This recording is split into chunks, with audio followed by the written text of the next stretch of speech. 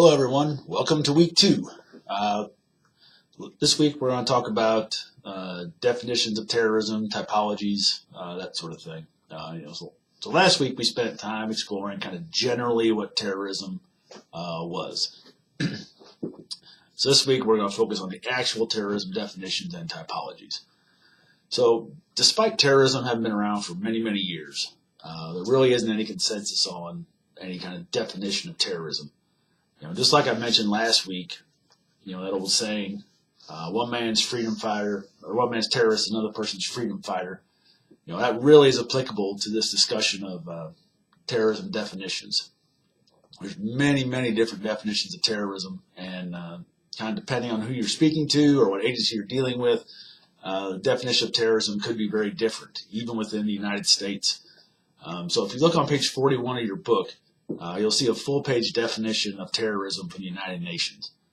As you look through that, really look at that. Is that really a workable definition? Like, how do you sort through that to decide whether or not something is actually terrorism? That's a full-page definition of terrorism. I know they're trying to be, inclusive and everything else, but at some point, definitions have to be workable as well. So you have others such as Jenkins, who have proposed some kind of general requirements for definition of terrorism.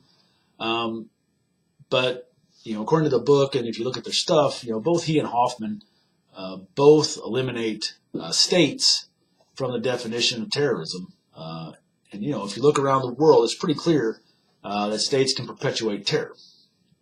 So as you keep reading the book, the book talks about Gaynor. And they kind of propose that Gaynor has the best definition, and that it's individuals or states that have a political purpose that use violence or threaten to use violence against civilians is terrorism. So that's a pretty simple definition, kind of covers the main points, that Jenkins and Hoffman were trying to make. But then you still have this issue of what happens when civilians are using violence against the repressive regime? Is that terrorism? Is it not terrorism? How does that fit in to this terrorist definition? If you think back historically, think about the American Revolution. Think about the colonists at that time. Would the British have said that the colonists were terrorists? They probably would have. Throwing tea in the harbor, attacking soldiers, a lot of the stuff that the colonists were doing, I would say that the British probably would have viewed the colonists as terrorists. But obviously we don't view the colonists as terrorists, right? So that's a really good example of, depends who you talk to, right? Most people in America would not say that the colonists were terrorists. But I'm sure there's people around the world that would have. So it's the same thing, any of these terrorist incidents or these terrorist groups or people or whatever, it's all very much context specific and depending on who you're talking to. So then the book goes on and starts talking about some typologies of terrorists, and then you run into these similar problems, right? These similar issues of how do you then group terrorists into typologies when you can't even really define if someone is or is not a terrorist. Okay, so you're looking at these many different types of ideologies and orientations. The book has a whole big listing of them. So do you try to use these broad categories, like what the book is proposing to use for the book, or do you separate them into these much smaller categories? And at what point do you stop separating them? At what point have you separated them out enough? A prime example of this is I do a lot of research focused on far-right extremist groups. And, people talk about the far-right and far-right terrorists. Well, when you get into the far-right movement, though, the far-right extremist movement, there are lots of ideological differences within there.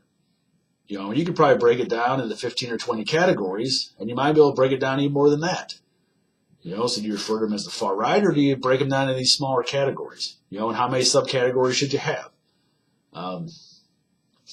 So the same thing happens with terrorists and terrorism.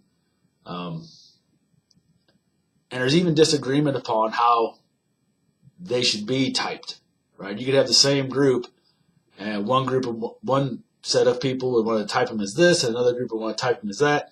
So you have a lot of problems dealing simply from definitions of terrorism and typologies. What kind of terrorist is this? So the textbook uses a fairly simple typology, and I think, for a class like this, that's probably the best kind of typology to use. So be sure to read the Jenkins article at the end of the chapter.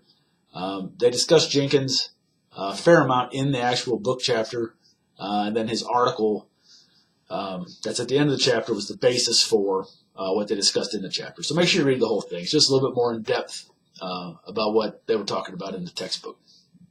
So in the readings folder, you also have a reading from Hoffman this week. And this is a really good reading, and it gives a real good historical view of how terrorism has been defined through the decades. It's really interesting to see who and what was classified as terrorism, throughout history. Hoffman also does a good job explaining the various aspects of terrorism and how those various aspects complicates defining terrorism. So I really like the Hoffman reading. I think it's probably even a better reading than the book chapter itself. So make sure you read the Hoffman reading. There's a lot of good information in there.